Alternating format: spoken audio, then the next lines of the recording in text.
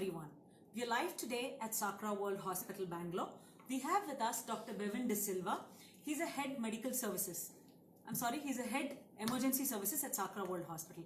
Welcome, sir. Thank you very much. Thank you, Deepthi. Today we will be discussing about emergency medicine and how it has evolved during the pandemic times. Right. So maybe you can give us some insight about it. Yeah. See, I think a large role has been played by emergency departments. There's been in the hospital setup, so to speak. I know that ICU, pulmonology, and a lot of other departments have got a lot of, including physio and rehab and everything, have got a huge role to play in the care of COVID patients. We at the emergency have always been on the while receiving the patients and things like that. So now there have been huge implications of this, because in an infectious disease, like it's COVID this time, it could be Ebola, it could be something else. So let us to be very generic about it. Should we have that thing? We should be able to have a very quick idea of discerning what could be the problem, like that whether it is coming into the category. It's like a system of triage. So like how you triage whether the injury is so bad that it needs ICU care, or the injury is so small that it could go somewhere else. In similar fashion, we try to assess the patient with a very keen with a few parameters where we look at to see whether the patient could be affected or not be affected by COVID. There's a good suspicion quickly whether there is any chance of any possible infectious disease spreading to any other patient or the staff themselves. So we have like a quick testing sort of a system, and that has worked out very well for us, because we have we have procured a machine which is basically the Abbott COVID ID now, and a very accurate machine which kind of gives you a very good clear picture about the patient's people almost within like 20 to 30 minutes. So that has helped us a lot. So it has helped us segregate the patients, and we are able to use them in segregated areas. And once we find out they are positive, we can either leave them there or can move them to a dedicated COVID zone.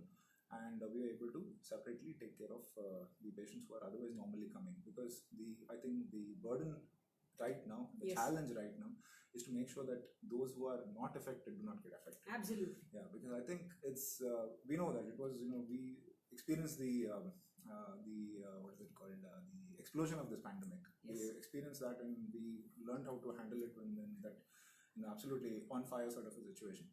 Now I think we have to get into it with a little more diligence. It has to be more surgical, like a surgical strike, so to speak. So we address each and every patient in an individual way, so that their issues are addressed, and at the same time everyone else's safety is looked after.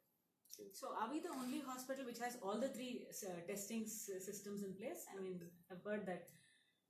See, globally, almost everybody has got different approaches which they have taken. Testing is definitely there. We have had one of the few luxuries that we have in this this setup is like we have been supported very well by our management and things, and we were able to procure this material. We got the requisite permissions, and we have the entire system geared up in such a way that we don't have to worry about those issues.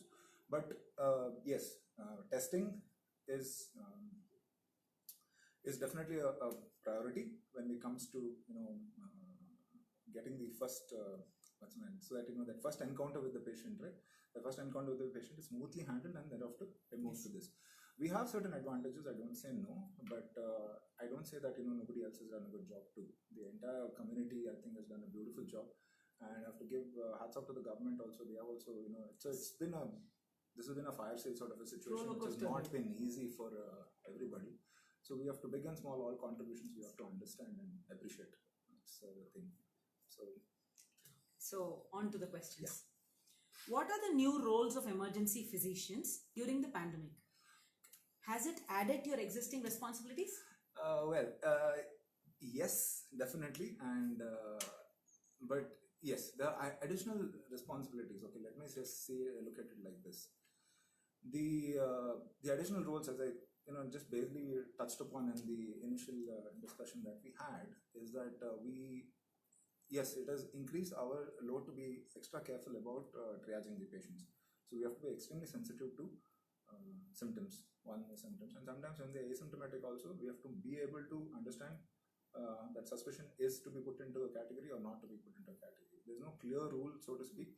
So we are having a general, very suspicious approach. So what we will have is like the requirement to make sure that you are self-protected. That is like wear effective PPE, wear effective make sure that your treatment protocols, etc., are there, your quickness and the speed at which you come to a set of diagnosis, and most importantly, protocolizing the system. That is important, because the thing is, there has to be a cascade of events. So you say that XYZ has come with a fever, he will be taken in a separate area. If XYZ has come with, like, it's not related to fever, but there's a possibility that it could come, that will be taken into a zone. And suppose there is somebody taken into a neutral zone and it turns out to be positive later, then you have to have a strategy to cope with that. So that you need to make sure that even there, you have to make sure that every other patient is well segregated. So when you say responsibility, I would say managing this entire thing becomes a responsibility, which is over and above what your clinical, besides your general clinical activity that you do. So that will be something that we do in addition.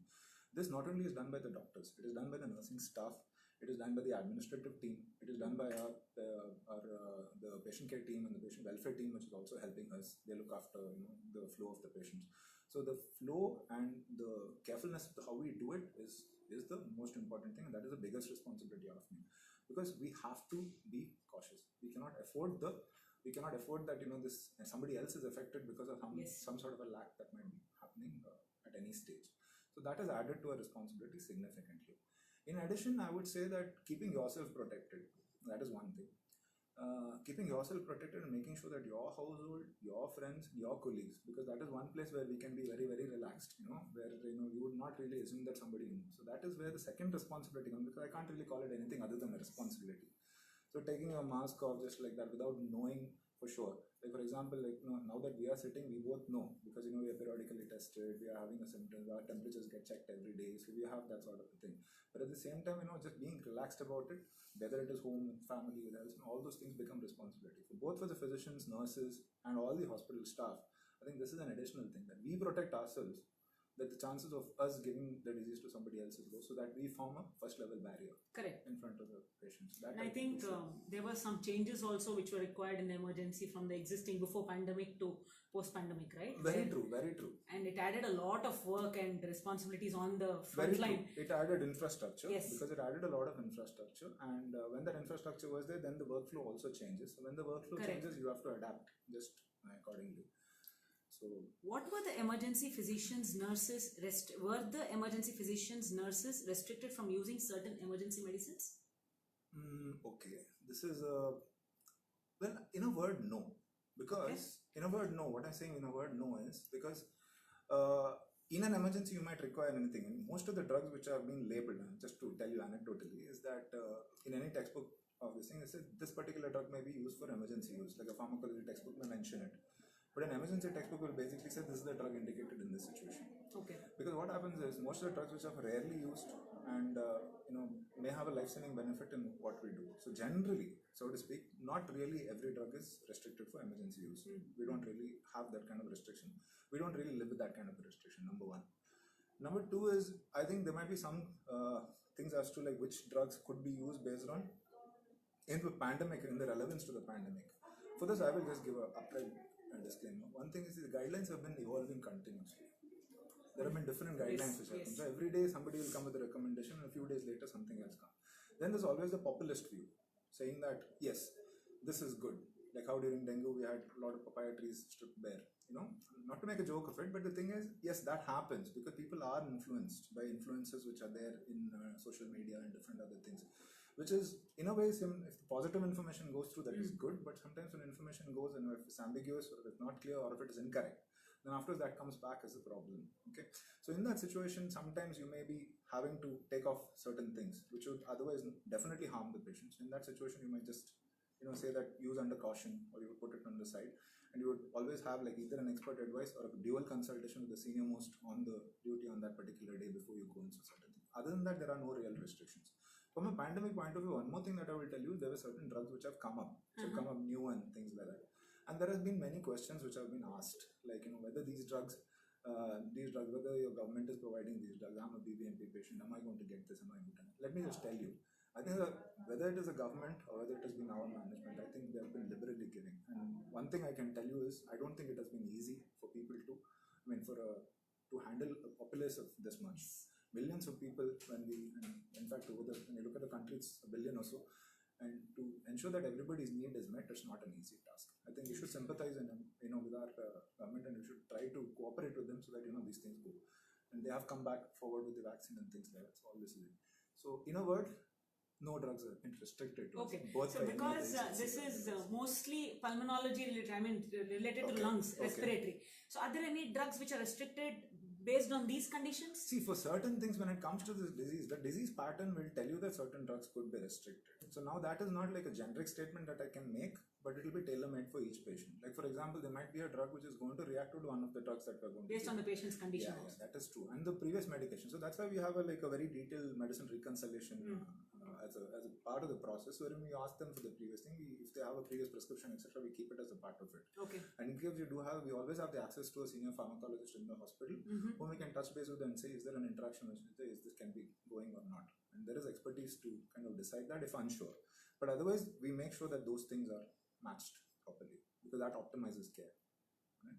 So I'm not really sure that whether that's more of a not really a restriction, but that's generally a pragmatic way of Generally also there is a pharmacotherapy, yes. restriction based on the patient's condition. Yes, true. That's true. Those things we have to consider, but that is fairly generic. Yeah. Other than that, I think this situation has not caused us that sort of a problem.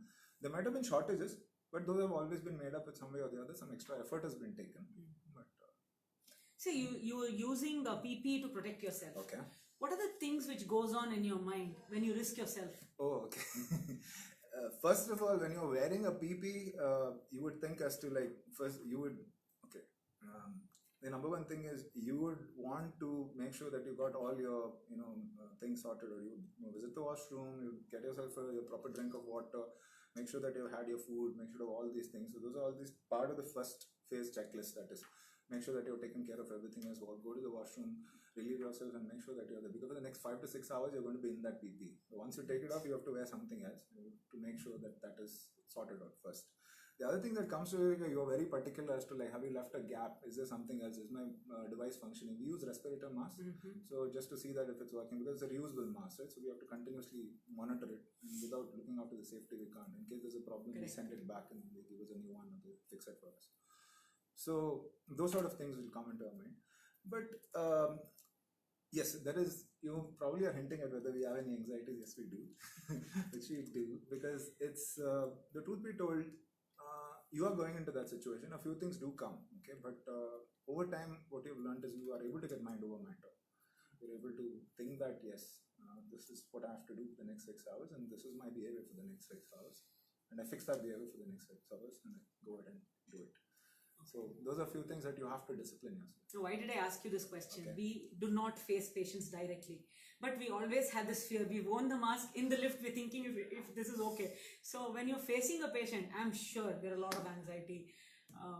There are questions if you're okay. That's mighty sensitive of you to think of us that way. I mean, yes, there are a few things that do go through our mind, and thank you for bringing that up. But I also want to say one thing.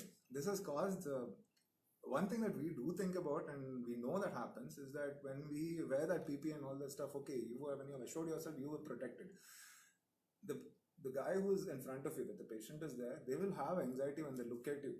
When they look at somebody who's in completely in a plastic balloon, you're thinking that, I'm inadequately dressed for this sort of a party. You get my point? So it's it can cause a lot of anxiety. Yes. So, and while communicating across that is also difficult, because a lot of syllables are misunderstood. The tone of the voice is never understood. Quite a few people think that we yell at them, because you'll be talking very loudly to get across that barrier, especially if you're using a respirator. It's very difficult. So a lot of miscommunications can happen. That does go through our mind, because a lot of time explanations which have been given across while wearing a PP are not very clearly. I understand what you're saying. But a lot of patients also have been extremely cooperative. They try to stick to the time. Most people have been that way helpful to us also. But those few problems do exist with the PP. It does. I'm not saying no. What are the most common myths about COVID-19 vaccine or emergency medication that physicians should dispel for patients? Right. First of all, if you haven't dealt with COVID, I would say the vaccine is a godsend for us. Okay, and I think we should open our minds to the vaccine. I know that there are lots of anxieties. Every vaccine has got some inflammatory response will be there for a vaccine. If you get a fever after you take a vaccine, it's not the end of the world. Nothing's going to happen. You may get a mild rash, you may get a small, affliction. Do keep your doctor or the vaccination center in touch with it. But the vaccine per se is going to generate an immune response and is going to improve your reaction to that particular that organism, namely COVID. And COVID has done a lot of havoc this thing. The vaccine is the only thing that we have, okay, unless you want to walk around in plastic balloons all the time. So that's the only tool that we have to kind of overcome this right now. A lot of effort is going on, both centrally, the entire background that is basically the supply chain of this country for related to medicines is really working overtime to kind of make this happen. Correct. I've also been part of a vaccination drive, so I can tell you with assurance that it's not a small job. There are lots of people taking a lot of care to ensure that the right vaccine with the right dose with the right temperature reaches you. And this is something that we should, I think, all physicians, I think, since the question very pragmatically says that we should, what should be the advice that the physician gives? I think the physicians, one thing is, most of the physicians, let me tell you, is that quite a few of the physicians have already been vaccinated. The reason they've been vaccinated as the first stage is because we form that first barrier between the patient and the rest of the community, and from our homes and from every other situation. So that forms one barrier and it keeps a cluster contained. So getting these workers involved, that is like healthcare workers or any other sanitation workers and any other workers which might be there in hospitals, in hospitality industries or in public domains like that, I think that makes a lot of sense because it gives a sort of a, one sort of a small cluster containment can be done in that one. Second thing is eventually we will be going towards herd immunity. That means like we will be vaccinating everybody. So when you're looking at around 70 to 80% of the population getting vaccinated, I think, it's not going to be without problems. It's not going to be without 100% without problems, because starting from technique down to the effect, and each individual will have a tailor-made, will have a different response. Caution, yes. Being in touch with your doctor, yes. All of those things after your vaccination is a few things that you need to think of. But is the vaccine so bad that you should take a risk of getting the disease? I don't think so. I think the move should be towards getting the vaccine. Yes, be positive about it. If you have any pre-existing conditions, do consider talking to your doctor. When I said this, now I want to just add one more small point here. There will be some people who will be told, no, you can't take the vaccine. Now, after I've made this statement saying that take the vaccine, that is good, I don't want to make it, saying that what is the solution for them. Now, what I want to say is, if a large majority of our population takes the vaccine, okay, there's some few who are vulnerable who cannot take. Like for people with on blood thinners, for example, are not like acetone. People on certain drug medicines can't take the medicine as per guidelines. So people with pre-existing allergies to some known compounds cannot take the vaccine. So if suppose they have not been told they cannot take the vaccine, if they have not taken the vaccine, in that situation, do understand that if suppose the rest of you, that is like 70% of the other society takes vaccine, then by herd immunity automatically you are protected. So that is most likely the only way to this thing. So to approach this particular thing. And my suggestion to people who are not able to take the vaccine is that you have to take a precautions. Yes, of course. And eventually, as give it a year or so, the rest of the community also would be immune, and things should progress. You should be quite keeping well the protected. fingers crossed. Definitely. Could you please share some information regarding how emergency medication has evolved during the course of COVID-19 pandemic? Okay, this has been for emergency medicine per se. This has been a trial by fire. It came without a warning, and one thing, it strengthened the resolve of all emergency physicians. That one thing I'll tell you. We have been talking to different departments and my colleagues in different departments. And, quite a lot of people have put their first foot forward, as in they put the best foot forward and made sure that at least I have contributed. I wanted to make the contribution towards towards the interesting about COVID. A lot of people are curious from a learning point of view, that they want to learn something. So there's a new disease, so there's something new that is to understand. So then, and every day there's something new. So it's been a bit of an exciting procedure that way. Now, changes was the question that you asked me. From a changes point of view, yes, the way we work, the endurance with which we have to work, the situations in which, like for example, the restricted situation of while using PPE and things like that. That has been a different learning condition. It's been more conditioning rather than this. It's like basically, while we started our wearing a PPE, I think the peak hit us somewhere at the end of May or early June. But we have been using PPE for about a couple of months before that. So what we realized that when June finally came, nobody was getting tired in PPE. That was because it was as if it was like training for a marathon sort of, So we built up that endurance. So that is one thing. So this is one change that we had to adapt. So it was not easy. That much of sweat and this and with that water, how to balance it out, that you have to rehydrate after. So it's almost like an athletic approach. So that is how it was taken. So the crowd was also young. They eventually managed. So some people did lose a lot of weight and got adjusted to these sort of conditions, but eventually they all adapted. So now people are stronger for it. It was like the enemy is at your door. You just have to face it. You have no go. Yeah. You have to open the door and face it. Yes, true, very true. And I think that sort of a situation, you put somebody into that situation, Yes. they learn quite fast and quite well. The other changes, like, see, of course, I told you infrastructure related changes. Our approaches to triage and how we are going to make sure that COVID fits into various aspects of disease. Now, COVID is something, it is like, see, it's like how diabetes is. And when I'm saying diabetes is because diabetes is an ubiquitous disease. Like every problem in the medical textbook can be attributed to diabetes in one way or the other. Okay. So similarly, COVID can be there. Like it is like that. It is like you have a sandwich of disease, and somewhere like there will be that one cucumber of COVID. You know what I mean? Yes. So that way there will be some chance that there will be. You'll have to find it there. So that the way we approach a particular thing has had to use that one thing. Make sure that we think of COVID as a problem. That we think that this could be also one of the contributors, or build up a protocol which kind of tests everybody in such a way that you segregate and things like that. So that has been a big adaptation which we have done. Next part has come with related to how we talk to each other. That has changed. When I say how we talk to each other, because like see, medicine is a field wherein academics cannot be taken out of the of practice. The practice is academics, academics is practice. That's how we are. So that said, how do we discuss things which we found? How do we share our anecdotes with somebody else? How do we build, maintain our previous academic endeavors, which used to have continuing medical, education, those kind of things. So we have now adopted to going more online. We are having recorded lectures. We're going to have things like wherein we disseminate information, we pre-record information, then disseminate it. We use social media platforms, so we try to use platforms like I don't know whichever brand, Zooms, Teams, meetings, whatever it might be. We use that just so that people are able to still keep that flavor going. So that is something. Because otherwise very difficult, because once a long shift is over, then people go home and you can't meet as an entire department. So everybody works in shifts. So we have to maintain that also. So we try to do that by adapting. Secondly, a few other restrictions which have things which have taken place is that there's been new products which have come into the picture, like how people approach something. Like for example, it was unheard of earlier that COVID was a problem. It was a definite problem. So then question came as to can the air ambulance take a COVID patient? But it seemed like that is impossible, right? So that's how it should be. But people found a way. Okay. So they always found a way. They always found a way not only to protect themselves, they found a way to if there's extra oxygen that is required, they found a way to figure it out. They found a way to conserve something. They found a way to make a thing work, to make sure that so that way. Technology has played a huge role. Since probably the 2019-20 that the 20 that we are this thing has come, a pandemic has come to us.